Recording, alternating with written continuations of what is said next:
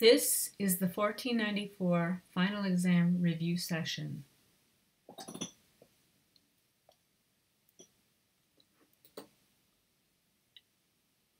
First, I want you to remember about compression. Compression reduces the size of your file by keeping track of the information, but not saving each pixel or the bit of information separately as the program normally would. So it makes it easier to carry it around on a device or to send it to somebody. A codec is a term that means coder-decoder or compression-decompression. So the type of video codec we have been using to compress the video output is H.264. And the audio codec we are using for output to 3D rendering is AAC.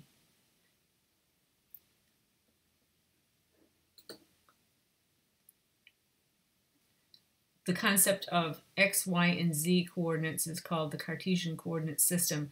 It refers to the X, Y, and Z graph used to place objects in the 3D computer graphics world.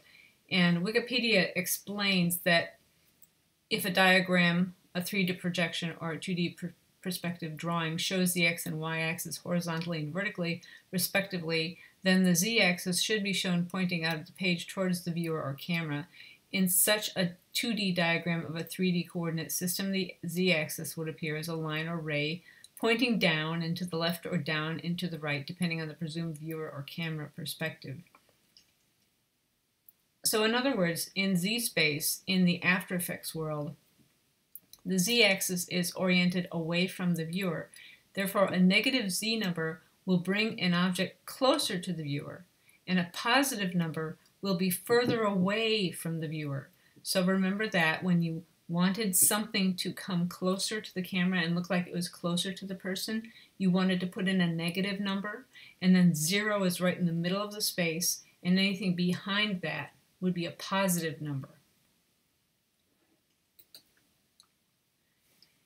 The options available in the After Effects Ray Trace 3D renderer are extruded and beveled text and shapes, reflections, refraction, that means the way light changes, it moves through something, environment layers, and curved footage layers. The following features are not rendered by the Ray Trace 3D renderer: blending modes, track mats, layer styles, masks and effects on continuously rasterized layers, including text and shape layers, masks and effects on 3D pre-composition layers with collapsed transformations, and preserve underlying transparency. So you have to be careful when you use the Ray Trace renderer because your effects will not work usually. They'll disappear. So that's something to keep in mind. Some of the keyboard shortcuts that we've been using and that you will find very useful. U, that's what you press when you are in the timeline and you want to reveal all of the keyframes that have been created for the current layer. So they show up, it expands the layer and you can see where the dots are. Or if you don't have any layer selected and you press U, all of the keyframes in the current comp in the timeline are shown.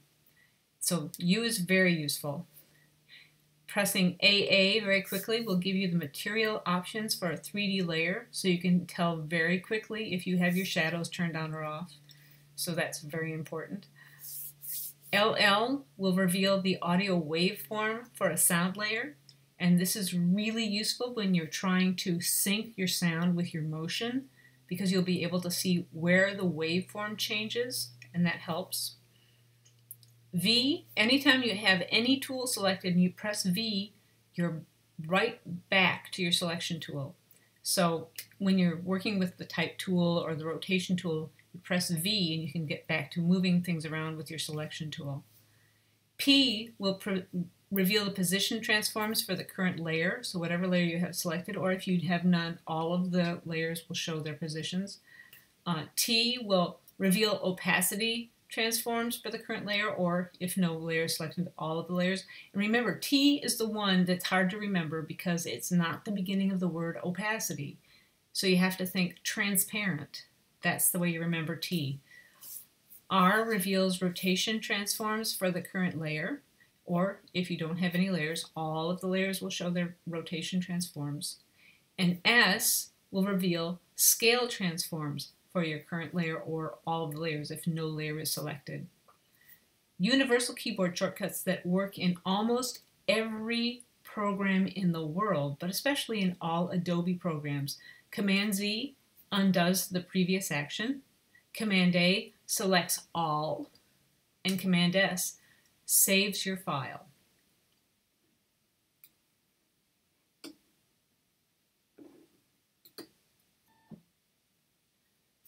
After Effects 3D shadows. 3D layers allow cast shadows that are calculated from the direction and the source of light as it passes the position and the shape of 3D objects in the path of the light rays.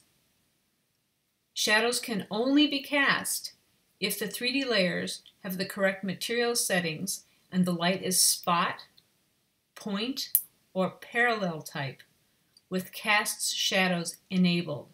So this is one of those times when you want to press AA so you can check to see if you have the correct settings.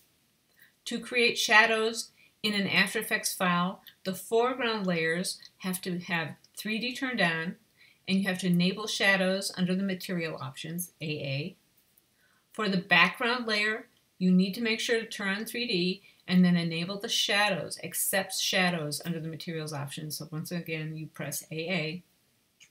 You can also create a shadow catcher layer by choosing accepts shadows only for a layer positioned in Z space behind another 3D layer casting a shadow. And this is important because if you're using the Ray Trace 3D and you want to use an environment layer, environment layers will not accept shadows. So you have to create a transparent layer that accepts shadows. And this is the way you do it, by making a shadow catcher layer. You also have to make sure, there's another thing I should mention, make sure you don't have any 2D layers that are occurring in front of one of your 3D layers, because that can block the shadow. So if you have something that's a 2D layer, make sure it's behind everything in stacking order.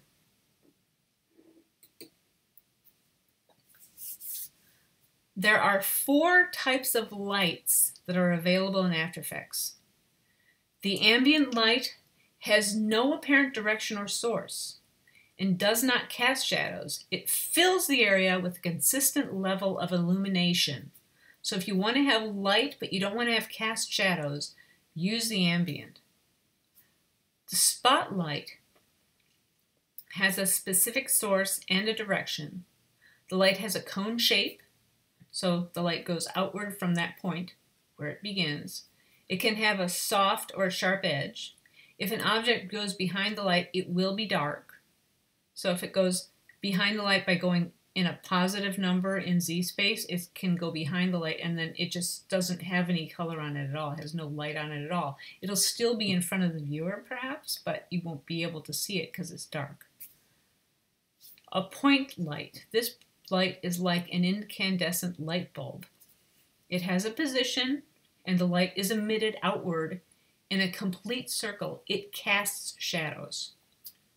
A parallel light casts shadows in straight parallel lines, all equidistant. It is like the sun. It's so far away that all of the light rays travel in a straight line and they don't spread apart. Camera settings and focal length. So the focal lengths that you usually see will be like 35 millimeter, that's a common wide angle lens. 50 millimeter, that is a normal length lens. That gives you a normal view. That's what you usually get in your original pictures when you're taking a picture with, say, your iPhone. It's set to be like a 50 millimeter lens. And 135 millimeter, that's a common telephoto lens. That's like the kind of lens they use when they're filming football games and it looks like the quarterback is at the same place as the coach on the sidelines because they're using a telephoto lens and it squashes the perspective. A camera orbit null is an empty layer that is the parent of the camera layer, allowing you to control the rotation and position without changing the camera transforms. So you don't have to drag the camera around. You drag the null around, and then the camera follows it like a puppy. And if you don't like what happens, you can just delete the null and the camera pops back to the original position. So it's very useful because cameras are really difficult to set.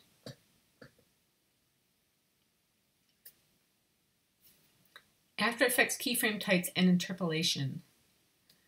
Linear interpolation, which is the default type of keyframe, it creates a uniform rate of change between keyframes. Hold keyframes do just that. They hold the object there until another keyframe appears, and then the object jumps. So it's like it wasn't even going to move, and suddenly it's somewhere else. It's like it teleports. So hold keyframes just hold something there. So usually you use a hold keyframe for something that's either not going to move or that's coming to a stop. Roving keyframes keep the spacing proportionally constant between the keyframes. So you have a keyframe in the front that is not a roving keyframe and a keyframe at the end that's not roving, but the ones in between are roving. And if you move the front or the back, all the other keyframes move so that they're all equally spaced. Easy ease keyframes have Bezier handles and let you adjust the rate of change as the object gets nearer to the keyframe. Ease in and ease out are like trains in the railway station. So easy ease in eases into the station and it slows down to a stop. Easy ease out eases out of the station and it will speed up as you're leaving. So remember the trains in the station, that's the best way to remember it. Okay, camera moves. A change to what is visible by moving the camera or adjusting the focal length or angle of the lens. So that's what a camera move is. A POV is a point of view, a scene from the point of view of a character. And you can see this. This is the point of view from the wingtip there. There's a grasshopper sitting on the wing. So it's a point of view from the viewpoint of the grasshopper. A close-up is an area of detail within a larger picture, and usually this is used for faces to show emotion and reactions. A wide angle is a large overall view of the scene. It's an establishing shot to orient the viewer. This is how you make sure that the viewer knows where something's happening and they get an idea of what's going to happen in that scene because they can see everything that's going to be in the scene. A zoom in or a zoom out, that's a continuous advance or retreat of the camera to the subject. So zoom in, you get closer, zoom out, you get further away. A pan is when you move horizontal, vertical, or diagonal, scanning the subject by rotating the camera. So that's a pan. Animation terms and definitions. So a frame is a single image that is part of the scene. It's one image on screen at a moment of time. So it's just like one little shot, one frame, one picture. A keyframe is a frame that shows an important change in the position or appearance of the subject, used as a guide for subsequent action. It's used in storyboards to tell the story. It shows the beginning or end of a move. So it has to be an important frame that is representative of what's happening, what has happened, what's about to happen. A storyboard is a visual outline of an animation or a movie. It uses keyframes to describe the action. It contains notes about dialogue, camera moves, and editing. So basic computer terms, a bit is one binary digit. So you see it's made up of two words. Binary digit, 0 or 1, in a memory cell in a computer. It's the smallest piece of information that you can save. It has two possible states. So it can either be on or it can be off. And then a byte is when you have 8 bits of information.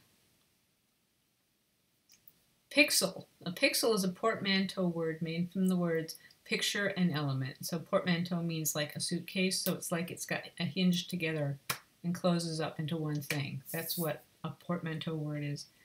So pixel is a portmanteau word. It refers to a dot of light on screen that makes up the picture. Vector graphics, you use mathematical formulas to describe the shapes in the file. When you use it and you have fonts, you can scale them without losing the definition, and you can have it appear the same at any resolution, no matter how big or how small it is, because it doesn't actually determine the resolution until you output it. Raster graphics, the image is composed of individual pixels on a two-dimensional grid. Scaled fonts will appear jagged and fuzzy, so if you try to make it bigger, the pixels, there's only a certain number of pixels, and so the program tries to even out the edges by making it fuzzy. That's called anti-aliasing. So you don't want to use raster for fonts. Different kinds of color systems. We have to use RGB color when we're using video because that is the type of color that is made for video. It's the additive color system model. It's used in film, video, and web. Light is emitted from the source or from the actual pixels. The actual pixels are emitting light, and there's a wider gamut of color available because you've got lights that are getting stronger. You don't take anything away. Whereas CMYK color is subtractive color. It's used for print, and the ink on the surface absorbs the light, and the light that is not absorbed is the colors that you see. So obviously you can't have as many colors because it's not as strong as a light bulb would be. Text animators.